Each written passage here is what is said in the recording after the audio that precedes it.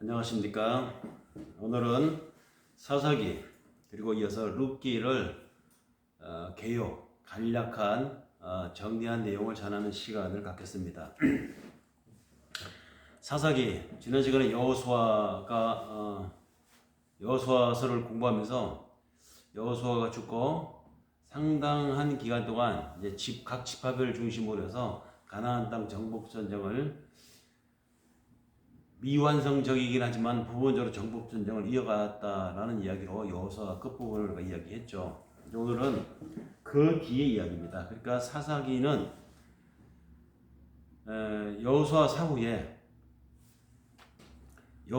사후 사울 왕이 즉위하기 전까지의 기간을 사사들의 활동 무대 기간으로 보고 그 기간 동안에 활동했던 사사들의 이야기를 기록한 내용, 즉 사사기서를 이제 공부하고자 합니다. 사사들이 활동했던 기간이 어느 정도 기간이었느냐 하면 아마 이게 학자들마다 그 기간을 추론하는 게 조금씩 다르긴 하지만 대체적으로 공통분모를 찾아서 사사들이 활동했던 기간을 어느 정도로 보느냐, 그 기간을 약 326년 정도로 봅니다. 326년 정도.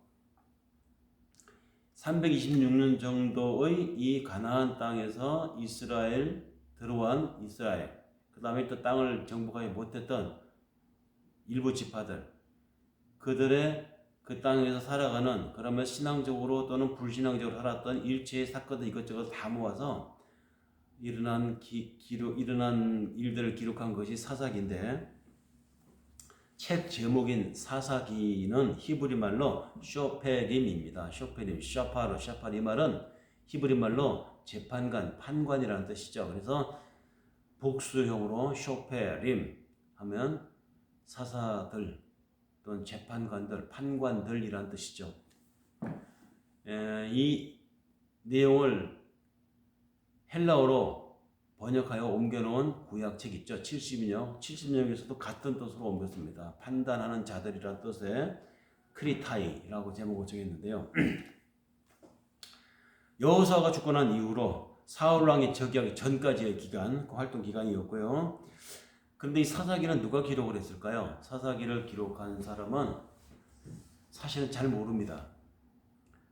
다만 탈무드, 이스라엘 사람들이 지금까지도 읽어오고 있는 그들의 유전 있죠.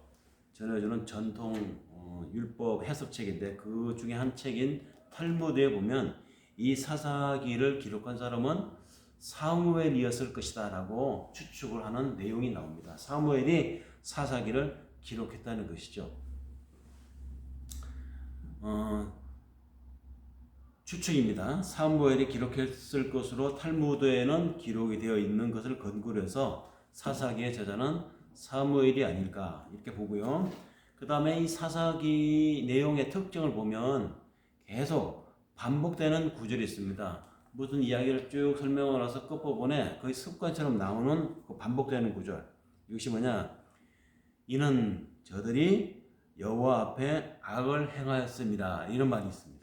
이는 저들이 여호와 앞에 악을 행하였습니다. 이런 말이 굉장히 반복적으로 나옵니다. 어떤 사건을 설명하고 그 설명한 끝부분에 그 일이 왜 그렇게 됐느냐? 이는 저들이 여호와 앞에 악을 행하였기 때문이라. 이런 말이 반복된다는 것이죠. 그리고 이제 또 어떤 사건, 예를 들어서 그들이 정신 차리고 이스라엘 사람들이 정신 차려서 하나님 앞에 제대로 다시 서서 그들이 이제 승승할 때는, 그래서 좋은 세월이 찾아오면 또 그런 사건 뒤에는 반복적으로 그 땅이 여호와 앞에 평안하였더라, 또는 그 땅이 야훼 보시기에 평안하였더라, 이런 그 땅이 평안하였더라라는 말이 또 반복적으로 나옵니다. 그러니까 이는 저들이 여호와 앞에 악을 행하였음이라, 이런 말과 그 땅이 평안하였음이라, 이 말이 어떤 사건을 설명하고 설명의 끝자락에 반복적으로 나온다는 것이 사사기 기록에 자주 나오는 특징이죠. 사사는 도대체 몇 명일까요? 온니엘이라고 하는 사람으로부터 시작해서 나중에 사사기 끝에 정점을 이루는 함께 건물이 무너져서 죽는 삼손이라고 하는 인물에 이르기까지 다양한 사사들이 나옵니다. 어떻게 보면은 사무엘도 사사죠. 사무엘이 사사라면 사무엘 이전에 있었던 엘리 제사장이 있죠. 엘리 제사장도 사사라고 볼 수 있었습니다. 사사는 각 지파에서 그 당시에 시대적인 사명을 띠고 동족을 구하는 데 크게 힘을 끼쳤던 그런 사람들을 사사라고 했던 것이죠. 이스라엘 사람들이 그 당시에는 이 제사를 드리는 일과 통치하는 일이 하나로 합쳐진 재정, 예배, 제와 통치하는 정치, 재정 일치제 시대였기 때문에 이 양쪽을 다 맡아서 했던 존재가 바로 사사였던 것입니다. 그런 의미에서 사무엘을 데려다가 키웠던 엘리 제사장도 사사였고, 그 엘리 제사장 밑에서 제사장을 컸던 사무엘도 사사였다고 볼 수 있죠. 이 사무엘을 끝으로 해서 이제 사울이라고 하는 왕이 초대 왕이 등장하게 되니까 사무엘 이때까지는 다 사사들이었다고 볼 수 있습니다. 그러면 이 사사들이 온니엘로부터 시작해서 엘리 제사장까지만을 사사라고, 사무엘은 나중에 이제 그 사무엘서가 나오니까 사무엘 직전인 엘리 제사장까지를 연대로 보면은 약 326년인데요. 326년. 이 326년 동안에 이스라엘, 이 가나안 땅을 살고 있는 이스라엘에게 일어나는 여러 가지 사건들이 있었습니다. 그 사건들을 기록한 것이 사사기에 다 기록되어 있는데, 사실 보면 같은 시대에 일어난 일을 중복되어 기록한 내용들이 상당히 많습니다. 예를 들면 온니엘에서 엘리에 이르기까지 입다라고 하는 사사가 활동했던 시기는 사실 그 뒤편에 나오는 삼손이라고 하는 사사가 활동했던 시기와 겹칩니다. 같은 시기에 일어났던 일을 기록하고 했다는 말이죠. 다만 장소가 달랐던 것입니다. 입다는 가나안 땅 동부 지방에서 일어났던 일, 그러니까 암몬 자손과의 전투에서 일어났던 일들 중심으로 다루었습니다. 그리고 뒤편에 가면 삼손이 기록한 것은 그러면 시대적으로 입다 이후에 한참 뒤에 일어났던 일들이 아니라는 것이죠. 중복되어 일어났다는 것입니다. 중복된 같은 시기에. 다만 삼손은 가나안 땅 동부 지역에서 일어났던 일들, 가나안 땅 서부 지방, 그러니까 입다 같은 사사가 가나안 땅 동부 지역에서 암몬 족속과의 싸움과 관계된 사건들을 기록한 것이라면, 삼손은 가나안 땅 서부 지방에서 일어났던 그 서부 지방이 누구죠? 블레셋 족속이죠. 블레셋 족속과의 이 전투, 싸움, 이 이스라엘 민족과 블레셋 민족 간의 이 전투에서 서부 쪽에서는 삼손이 주로 활동을 했던 것을 기록을 했다는 것입니다. 그러니까 삼손이 사사기 뒤쪽에 기록되었다고 해서 사사기 시대의 후편, 나중에 뒤에 기록된 것이고, 입다는 사사기의 전반부에 기록되어 있다고 해서 입다가 사사보다 훨씬 더 오래전의 사람이다라고 볼 수 없다는 것이죠. 같은 시대에 같은 사건을 지역을 달리해서 기록되어 있다라고 하는 것을 염두에 두고 보시면 좋겠고요.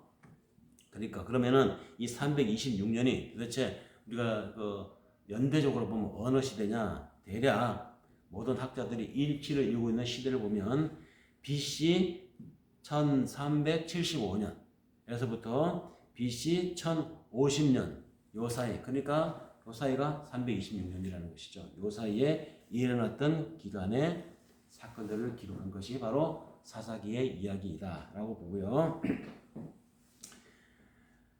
사사기를 읽노라면은 특징적인 어구를 뽑아낼 수 있습니다. 실패입니다. 그 실패도 한 번도 아니고 반복해서 계속 실패라는 것이죠.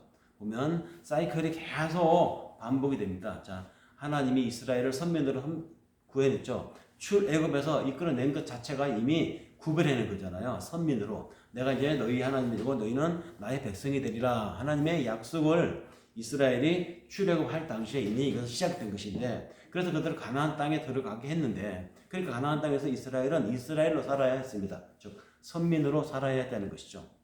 그런데 이스라엘이 이스라엘답게 살지 못했습니다. 하나님의 선별된 민족으로 살아야 했는데 그 선별된 민족, 즉 선민으로 살지 못했던 것이죠. 타락했습니다. 타락한 그 민족을 하나님이 징계를 합니다. 징계를 하면 징계받은 이 이스라엘 민족이 다시 정신을 차립니다. 그래서 정신 차린 그들을 하나님 다시 구원해 줍니다. 사사를 덜어서 구원해 주는 것이죠.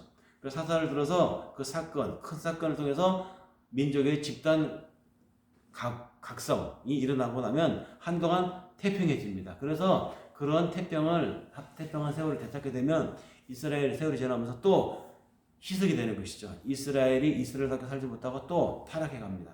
타락해 가면 하나님 또 징계하시고, 징계하면 그 징계를 받아 이스라엘 또 정신 차리고, 정신 차리면 하나님 다시 구원하시고, 구원해서 한동안 가다가 또 이스라엘 또 타락하고, 이렇게 타락하고 징계하고 구원하고 타락하고 징계하고 구원하고 이 사이클이 계속 반복되어져 가는 326년의 이스라엘 가나안 삶의 기록이 사사기 내용의 특징이라는 것입니다.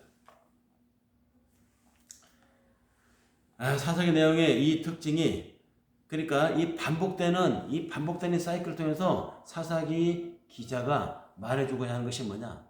인간이란 어쩔 수가 없다는 것. 그리고 그 인간도 특히 하나님의 특별한 선택을 받은 이스라엘 민족이라 할지라도 그들도 인간에게 어쩔 수 없다고 하는 거죠.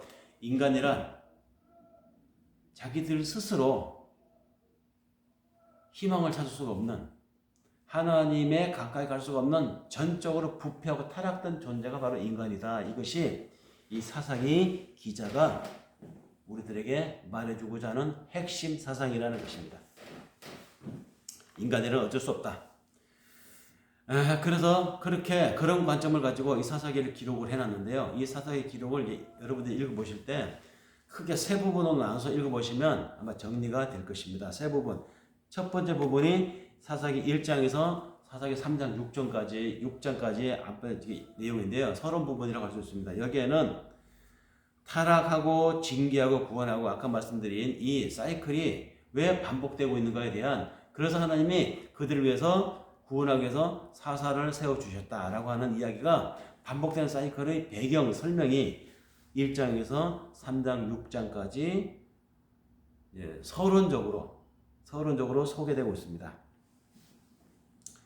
그 다음에 이제 2부가 3장 7절에서부터 10장 마지막까지 언급되고 있는 내용인데, 여기는 뭐냐? 이제 각 지파별로 사사들이 등장해서 활동을 하는데, 뭐 기돈, 언니엘, 입다, 압둘, 또 나중에 가면 이제 삼손이라고 하는 그 사사까지 등장하게 됩니다. 근데 아까도 말씀드렸지만 이 등장한 사사들의 행적이 시대별로, 연대별로 쭉 시간대별로 나열되어 있는 것이 아니라 앞서거니 뒤서거니 막 혼재되어 있다는 것이죠. 그러니까 삼손의 이야기나 입다의 이야기는 동시대 이야기고, 또 기도원의 이야기나 입다의 이야기, 온니의 이야기 등등이 같은 시대에 막 혼납해서 편성되어 있기 때문에 이것이 시간 순으로 이루어진 것은 아니다라는 것을 염두에 두고 읽으시면 되겠습니다. 그래서 각 지파별로 사도들의 행적이 3장 7절에서부터 10장까지 정리되어 있다는 것, 이것이 두 번째 2부의 내용이고요. 마지막 3부의 내용은 이스라엘이 각 지파별로 분열을 한다는 것입니다. 그리고 분열한 그들이 이스라엘의 순수성을 지키지 못하고 우상 숭배로 엄청난 타락을 하게 된다는 것입니다.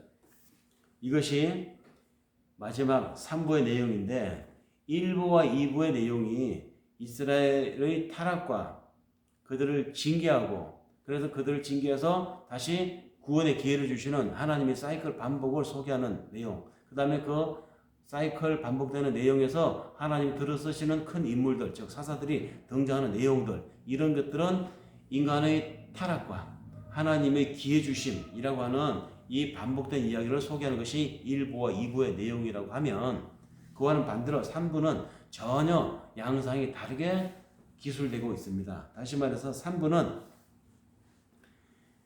그들이 갈라졌다는 것이죠. 이스라엘이 하나가 되지 못하고 지파별로 분열되고 갈라지고, 그리고 갈라지다 보니까 그들의 타락이 극에 달하게 된다는 것입니다. 다시 말해서 극에 달하는 그들의 타락의 양상을 크게 두 가지 관점으로 나누어서 이 3부에서는 적나라하게 보여줍니다. 타락하고 하나님이 징계하고 다시 구원하고 하는 이런 사이클을 넘어서서 아예 그냥 그 적나라한 타락의 장면을 리얼하게 그냥 다 보여주는 내용이 3부의 내용입니다. 타락의 크게 두 가지로 이야기하는 관점이 있습니다. 하나가 뭐냐? 우상숭배했기 때문에 그들이 타락했다. 우상숭배.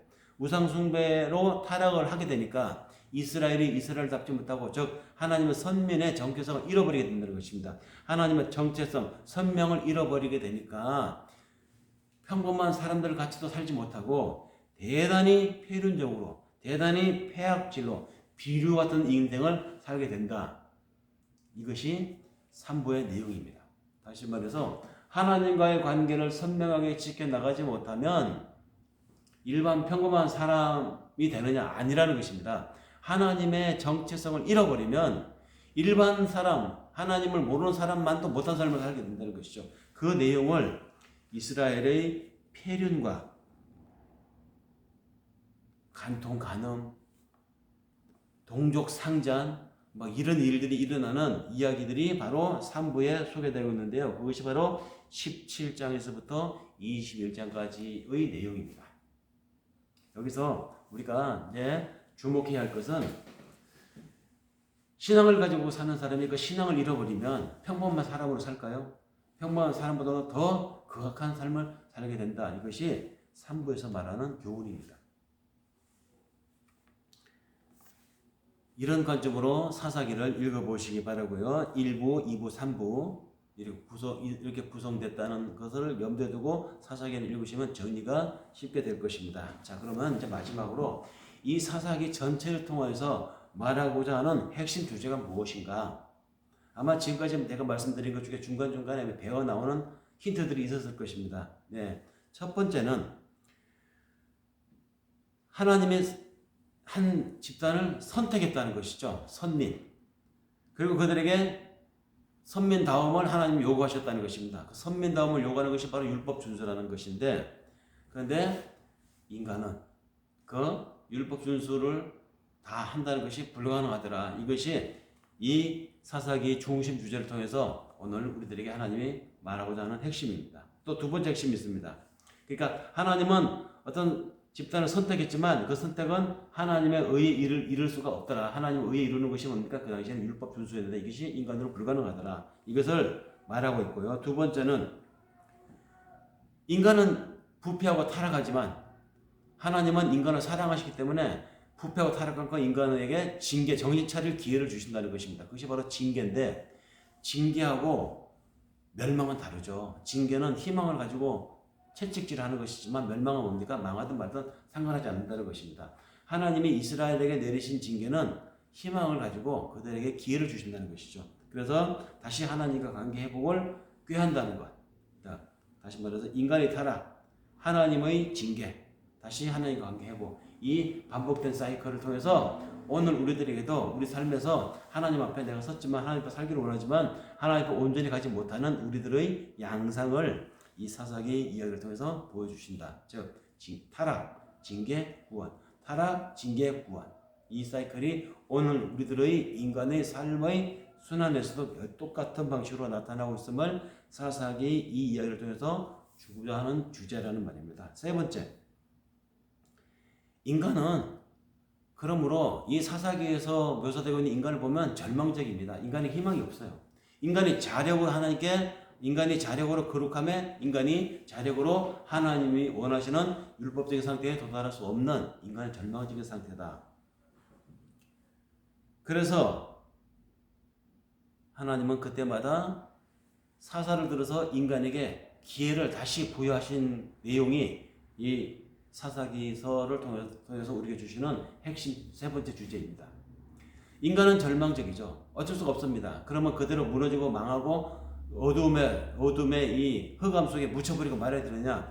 아니죠. 하나님은 그래서 그런 인간을 향해서 기회를 주셨다는 것입니다. 그 기회 주심을 여기 사사기에서는 사사기 등장이라고 하는 경우를 들어서 이야기하지만 우리가 실제로 이 사사기를 통해서 우리 현실 생활에서 내가 살아가면서 내가 느끼고 경험하고 하는 절망과 어쩔 수 없으면서 정말 무너지고 주저앉아 버리고 말아야 되겠습니까? 아닙니다. 하나님은 그때마다 우리에게 기회를 주신다는 것이죠. 사사라고 하는 사건, 사사라고 하는 어떤 기회를 우리에게 주신다. 이것이 세 번째 핵심이고요. 마지막으로 이 사사기를 통해서 우리에게 주시는 중심 주제가 있습니다. 이것은 사사기 내용 속에 적나라하게 소개되고 있는 것이기도 하지만 우리 삶에서 사실 우리가 경험했던 것입니다. 하나님과의 관계가 훼손되면 사람과의 관계도 훼손이 되더라는 것입니다. 우리가 하나님을 믿는 믿음으로 내 성품의 품격을 유지해 나가고 하나님의 나라에 대한 소망이 나로 하여금 오늘 함부로 살지 않게 합니다. 그런데 만약 그 끈을 놓아버리면 하늘에 대한 소망과 하나님에 대한 이 우리의 믿음을 놓아버리고 살게 되면은 인간은 인간 이하의 삶을 살게 된다는 것이죠. 즉 인간 이하의 삶을 산다는 것이 뭡니까? 지옥을 사는 것입니다. 지옥을 산다는 것. 사람이 사람에 대해서 함부로 하고 사람이 사람의 품격을 지켜주지 않고 사람을 막대하고 사람에게 군림하려고 하고 사람에게 자기 이익을 뺏기지 않으려고 하고 남의 이익을 뺏으려고 하고 이런 삶이 뭡니까? 바로 지옥의 삶이죠. 그러니까 하나님과의 관계가 훼손되면 사람과의 관계도 훼손된다. 그런 사람들이 사는 세상이 바로 지옥이죠. 사사기를 통해서 우리에게 주시는 네 가지 핵심사항. 인간은 절망적인 존재다. 그러나 하나님은 그 절망적인 존재인 인간에게 기회를 주시는 분이다. 그 기회를 주심을 인간 타락, 하나님의 징계, 인간의 구원, 이 반복된 사이클이 사사기서뿐만 아니라 오늘 살아가는 우리 인간들에게도 동일하게 나타나고 있다는 것. 그리고 절대 사사기를 읽으면서 우리가 놓쳐서는 안 되는 교훈. 하나님과의 관계가 훼손되면, 즉 믿음이 훼손되면 사람과의 관계도 훼손되더라. 하나님의 관계를 유지하고 사는 것이 천국이라면 그 하나님과 관계를 훼손된 상태로 살아가는 인간과의 관계에 훼손이 가져오는 삶은 지옥이다. 이것이 사사기가 주는 핵심 교훈이라는 것을 잊지 않고 사사기 읽어보시기를 바라고요. 두 번째로 오늘은 사사기에 이어서 룻기까지 하고자 합니다. 룻기의 핵심 내용은 룻기는 약 4장에 걸친 짧은 한 사사기 시대에 있었던 에피소드를 이야기한 것이죠. 룻이라고 하는 이 여인의 이 인물의 캐릭터와 그녀가 한 일을 이야기처럼 전한 이야기가 바로 룻기서인데요. 그 주인공은 룻이라고 하는 여자입니다. 여기에 등장하는 인물이 또 있죠. 나오미라고 하는 유대 여자입니다. 이 나오미라고 하는 유대 여자가 가나안 땅을 떠나서 기근을 피해 보겠다고 모압 땅을 갔다가 거기서 남편 잃고 두 아들 잃고 거기서 두 아들 잃고 이제 고향으로 돌아가려고 하는데 자신의 삶을 하나님이 징계했다고 생각하는 것이죠. 가나안 땅, 약속의 땅을 떠나왔기 때문에 하나님이 나로 하여금 이렇게 외로운 처지를 만드셨구나. 이제 돌아가려고 하는데 돌아가려고 하는 그 나오미를 따라서 그 모압 땅에서 얻은 두 며느리가 있었죠. 두 아들은 죽었지만 과부가 된 두 며느리. 그 두 며느리 중에 한 며느리가 어머니를 따라서 이스라엘 땅으로 들어와 살게 되었다. 그래서 이 여자가 이 룻이라고 하는 여자가 시어머니 나오미를 따라서 이 가나안 땅, 약속의 땅으로 돌아와서 살게 되었을 때 거기서 이삭 줍기를 하는 과정에서 알게 된 남자 보아스를 알게 되었고 보아스와 함께 결혼을 해서 나중에 자녀를 낳았는데 그녀가 낳은 자녀 중에 나중에 다윗 왕의 할아버지인 이세의 정조 할아버지죠. 정조 할아버지를 이 보아스와 룻 사이에 낳았다. 이 이야기가 이제 룻기의 이야기입니다. 이 룻기의 이야기는 상당히 이 이야기가 왜 성경 안에 포함되어 있느냐. 가나안 땅의 민속적인 이야기로 끝나고 말 이야기는 한 시어머니를 지극히 섬겼던 그녀가 하나님의 복을 받아서 이스라엘 땅으로 돌아와서 부자 보아스라고 하는 남자와 결혼해서 잘 먹고 잘 살았더란다. 그가 낳은 자손들 중에는 나중에 다윗이 나오더라. 뭐 이런 이야기인데요. 그 아름다운 미담과 같은 이야기가 성경에 포함된 데는 이 이야기를 기록해서 사람들에게 전하는 신학적인 의도가 다분히 있다고 봅니다. 다시 말해서 예수의 출현을 염두에 둔 이스라엘 사람들은 예수 출현이 아니겠죠. 메시아의 출현을 염두에 둔 어떤 유대 신학 사상가가 이 이야기를 기록하여 룻이 보통 사람이 아니라 사실은 다윗 왕통을 이어줄 하나님의 선택된 사람이었다. 선택된 여인이었다. 이 얘기를 하고 싶었던 것입니다. 이스라엘 사람들은 지금도 다윗의 정통성을 이어가지고 오실 메시아를 기다리고 있다고 하죠. 옛날 다윗이 다스렸던 그 이스라엘이 가장 이스라엘 민족에게서는 전성기였던 것입니다. 그 전성기 이스라엘을 회복시켜줄 우리의 메시아를 기다린다는 것입니다. 그만큼 그들에게는 다윗이라고 하는 이 왕통이 그들의 정통성이고 지금도 그들의 국기가 다윗의 별이잖아요. 그만큼 다윗에 대한 애수가 굉장히 컸습니다. 그 다윗을 낳아준 여인이 다윗의 그 선진을 낳아준 분이 바로 이 보아스와 롯이라고 하는 것. 그래서 이 이야기를 통해서 저자는 말하고자 하는 것이 있습니다. 다윗의 혈통, 예수가 다윗의 혈통으로 오셨죠. 우리는 예수가 다윗의 혈통으로 오셨기 때문에 그 예수가 바로 우리의 메시아라고 믿지만 이스라엘 사람들은 좀 달리 믿어요. 다윗의 혈통까지 믿습니다. 이 다윗의 혈통을 잊게 한 사람들이 이상하게도 이스라엘 사람들에게는 새 여인이 등장합니다. 처음에 가나안 땅을 점령할 때 정복 전쟁 과정에서 가나안의 정탐꾼으로 왔던 그 이스라엘 정탐꾼들의 정보를 주어서 나도 당신들이 이 땅을 지배하게 되면 당신들이 민족이 되게 해주세요라고 이스라엘과 이 정보로 내통을 했던 여인이 있었습니다. 기생으로 살고 있었던 여인 라합이었죠. 또 다윗이 이 기생 라합이 나중에 살몬이라고 하는 유대 지파 사람과 결혼을 하게 됩니다. 그래서 낳은 자손이 나중에 유대 지파의 중심 인물이 되죠. 예수가 유대 지파 사람이잖아요.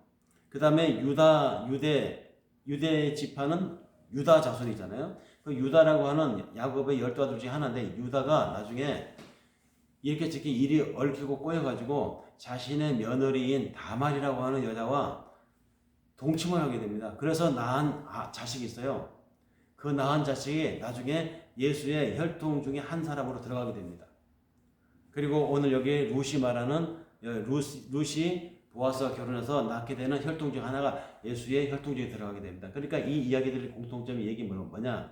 이방 여자들이라는 것이죠. 그 중에는 기생이라고 하는 여인도 있습니다. 어떤 여자는 자기 시아버지와 간통을 해가지고 자식을 낳습니다. 그래서 낳은 자식들이 예수의 혈통 중에 들어간다. 이게 무슨 얘기죠? 하나님이 왜 이런 난삽하고 나쁘끄러운 이런 이야기를 이런 성경에 기록하게 했을까요? 첨가되게 했을까요? 더구나 룻 같은 경우는 이방 모압 땅 여인인데 왜 이런 여자들을 통해서 예수의 메시아의 혈통에 들어가게 했을까요?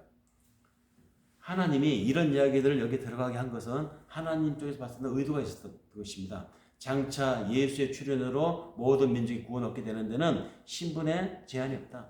혈통에 제한이 없다. 모든 사람들이 모든 만인이 다 하나님의 백성이 될 것이다.